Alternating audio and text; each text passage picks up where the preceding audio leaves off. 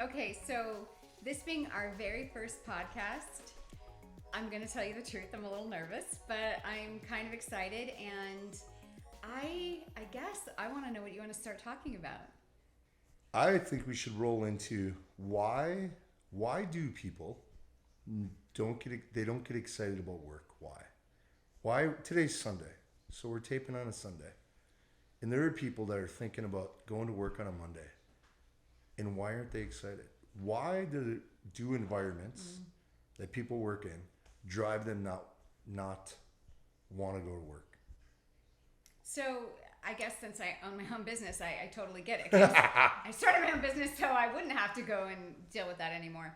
You're absolutely right. I think most people will absolutely be able to relate to that because at some point in time in just about everyone's career, they've had that job where they're like groaning on a Monday morning when the alarm goes off, and not because it goes off at 4 a.m. and people just don't want to get up, but it goes off and they realize what they're in for, right? They know what they're facing when they walk in the door, and it just defeats them before they even get out of bed, let alone while they're driving into the office. And that is really something that makes me so sad, right? The idea that you're going to head into the office and you already know that you're unhappy and you know that you're about to face something that's just not going to make you feel good. Yeah, and I think as leaders, if we only understood that and understood that that's an obstacle that we all have to help people overcome on a daily basis by creating the atmosphere and culture that drives people to be wanting to come to work, but then do their best work. So you and I had a client meeting 18 months ago, 2 years ago. And we had somebody sit in a room, if you remember this. Oh, yeah. And they said, I don't get it. We work with some really smart people, but when they get out of the car, it's like they leave 30% of their brain in the car. Yeah. And we, of course, were trying to get the business. The and business. So, you bit your So I had to tongue. be careful of what I said. But in that moment, because we didn't have the business yet, I wanted to say to him, because you're not allowing them to own the business. To be a part of it. Because you're the obstacle. You're the reason they shut their brain off. It's true. Because as a leader, you're not drawing them in. You're not letting them own the process. You're not giving them the space to do great things. And I think there's what we miss, right? Owners and leaders miss. There's so many people that come to work that have jobs that don't want to be they don't want to be the boss. They don't want to be the entrepreneur. They want to come in, they want to contribute full-fledged to an organization and feel like they're giving back. But with that, you got to give people ownership so people can really dive in and drive and feel like they're giving to that organization, right?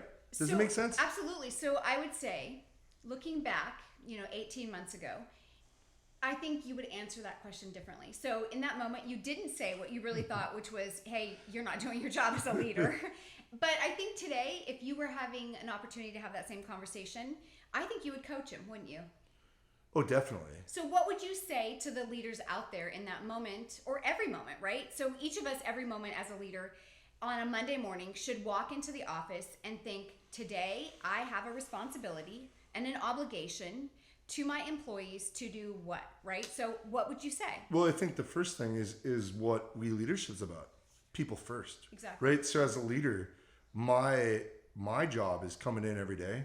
And I think it starts on Friday afternoon, right? So if I'm really, really honest, I should be setting up people to leave Fridays into the weekend. If we're just talking about Fridays and Mondays, but you could say every day is making sure you're focused on your team, putting them first in a sense of where's everybody at? The first thing I'm doing is if I got 8 leaders reporting to me, I'm kind of checking everybody's temperature on a daily basis. How are people doing? Are the things you got to check into? And then it's, are you giving them ownership, right?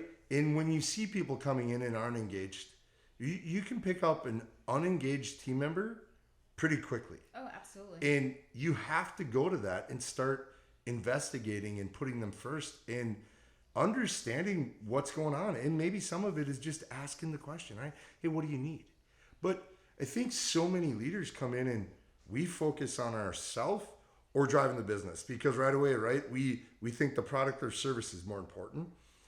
Really look at what's going on because our job as the leader is to do the things that our team needs us to do that maybe we don't want to do or we're not even aware of because we're not focused on it. If we're focused on putting people in the right atmosphere to do their best every day, be surprised how often we get to step back and just watch people flourish.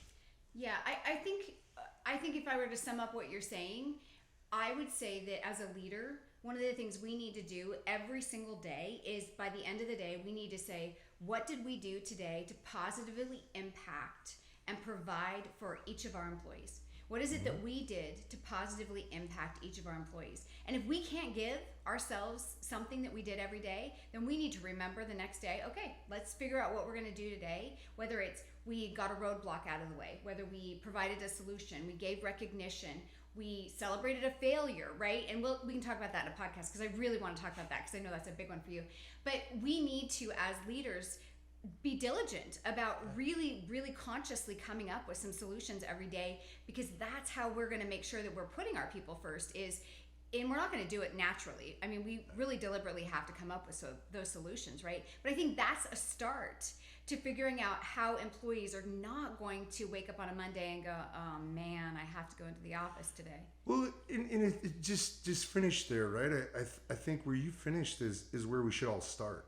Yeah. This is really good. Where you go on that is, so if I come in with the concept every day that I don't want you not to want to come to work today. So what am I doing to make sure that you want to come to work every day and do your best? So if I have that as my focus as the leader or the business owner, actually what I'm also doing is I'm driving the business. Because now if you're coming in every day, if you're excited to come to work, and also if we set the boundaries for you to leave work and have a great weekend, right? So now you have a great weekend because we set boundaries with your work for the weekend. And now Sunday comes around and you're like, hey, I get to go to work tomorrow, which is going to provide for my family. I'm excited to go because I work in a great environment. I get to do my best. And now it's going to drive, right? So I think if we as leaders start with, we don't want our employees to dread coming to work, that makes you work that much harder to focus on your team, to create the environment, to do the things they need for them to succeed and move forward in that environment, which drives the company forward.